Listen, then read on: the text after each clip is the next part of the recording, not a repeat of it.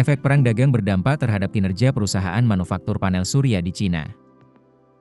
Seluruh perusahaan panel surya Cina kompak mencatatkan kerugian pada kuartal 1 2025. Anjloknya kinerja keuangan produsen panel surya itu imbas dari kebijakan tarif Amerika Serikat dan berlebihnya pasokan panel di pasar domestik.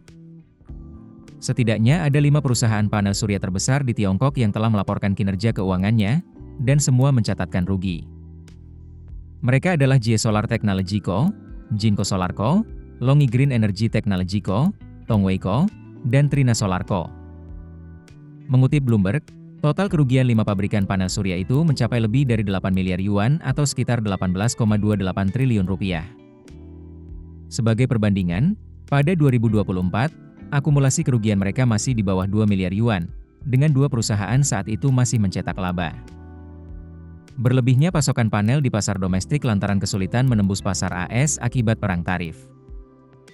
Kondisi itu menyebabkan harga di seluruh segmen rantai pasok industri solar anjlok ke level terendah sepanjang kuartal pertama.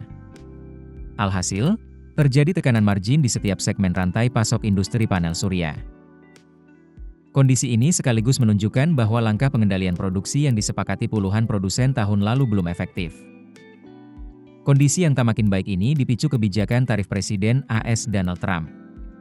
Kebijakan itu mencakup biaya masuk hingga 3.521% atas impor dari 4 negara Asia Tenggara, lokasi produksi alternatif yang dipilih banyak produsen Cina untuk menghindari tarif AS.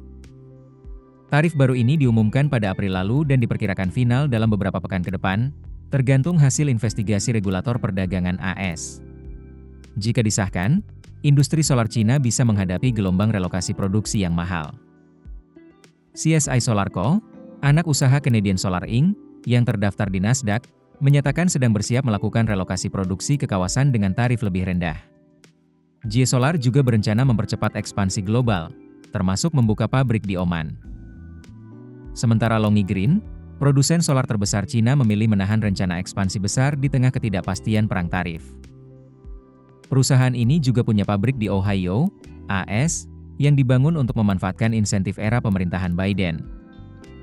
Sementara itu, lonjakan pemasangan solar domestik yang menopang permintaan dalam beberapa bulan terakhir diperkirakan menurun setelah 1 Juni 2025. Hal ini seiring diberlakukannya kebijakan baru di Cina terkait harga jual listrik surya yang kurang menguntungkan.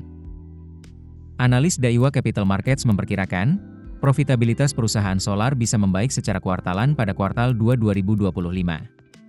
Namun, menurut catatan analis Denisip, perbaikan itu kemungkinan tidak berkelanjutan karena potensi kekosongan permintaan pada kuartal 3 2025.